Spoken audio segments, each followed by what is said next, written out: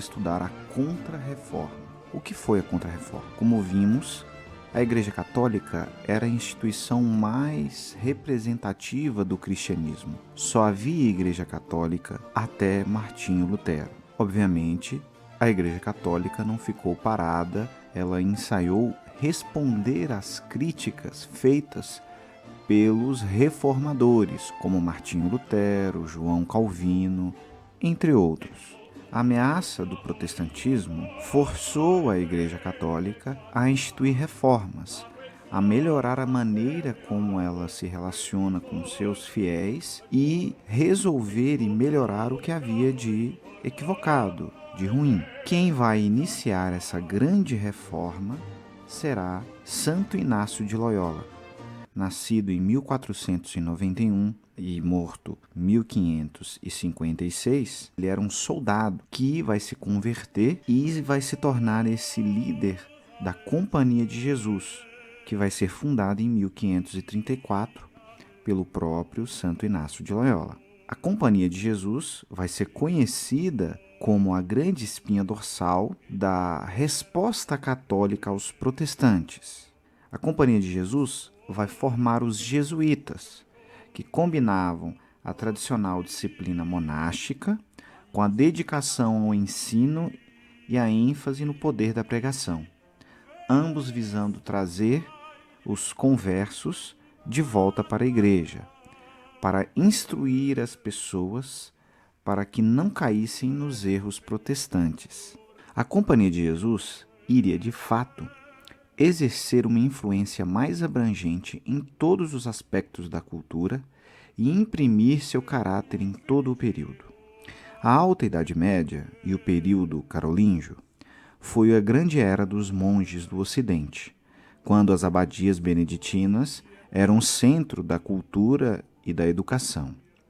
A Baixa Idade Média foi a época dos frades, dos franciscanos e dominicanos, que representavam as novas tendências espirituais do período e que eram os grandes líderes do movimento de pensar especulativo nas universidades. Da mesma maneira, agora, no período que vai da Reforma Protestante a meados do século XVIII, foram os jesuítas que vieram ao encontro da época com novas formas de vida religiosa. De todas as ordens, os jesuítas eram os mais internacionais, os mais centralizados e os de disciplina mais estrita. Consequentemente, deram um princípio de unidade entre as tendências divergentes nas culturas nacionais, e a influência deles era particularmente forte e principalmente no campo da educação.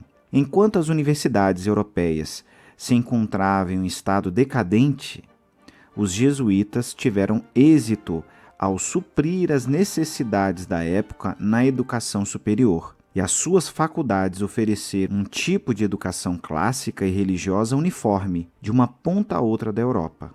Não menos importante foi a atividade missionária dos jesuítas, um dos feitos extraordinários do período. Os jesuítas foram os principais pioneiros e organizadores da expansão missionária cristã na Ásia e nas Américas, na Índia e no Japão, na China e no Sião, no México, no Brasil e no Paraguai.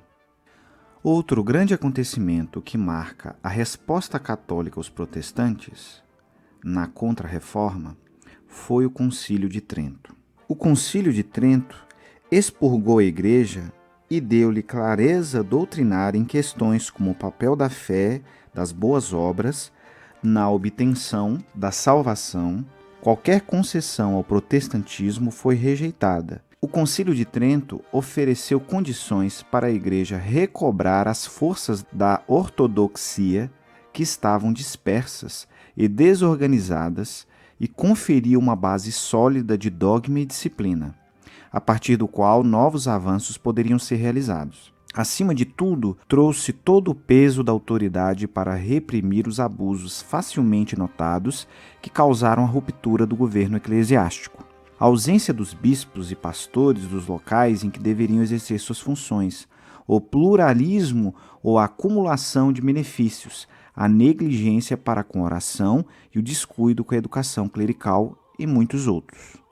Em matéria de doutrina, as decisões do Concílio de Trento foram aceitas por todo mundo católico. Não havia esperança, desde o início, da aceitação por parte dos protestantes, já que as doutrinas protestantes típicas eram explicitamente condenadas. Ao menos não deixaram espaço para dúvidas a respeito do que a Igreja Católica realmente cria e ensinava, de modo que o estado de incerteza que favorecera a propagação de novas doutrinas na primeira metade do século não era mais possível. A partir daí, o catolicismo começou a recuperar terreno perdido. A partir do Concílio de Trento e da Companhia de Jesus, um renascimento religioso do catolicismo.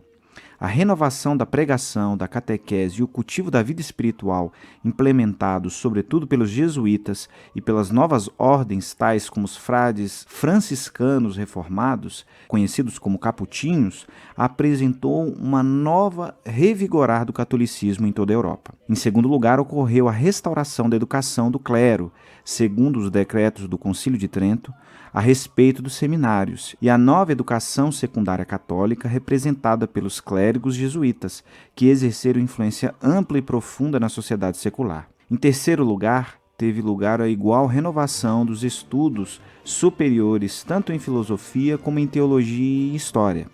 Nesses campos, em especial, ao estudo dos padres da Igreja, a chamada patrística, e da história da Antiguidade Clássica. Os católicos adotaram uma grande restauração nos estudos patrísticos, que alcançou um clímax no século XVII.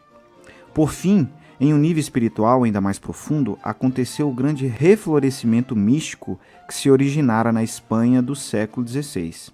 Isso se manifestou em particular na vida e obra de Santa Teresa d'Ávila e de São João da Cruz, e na Reforma Carmelita, cuja influência foi sentida por todo o mundo católico e mesmo além.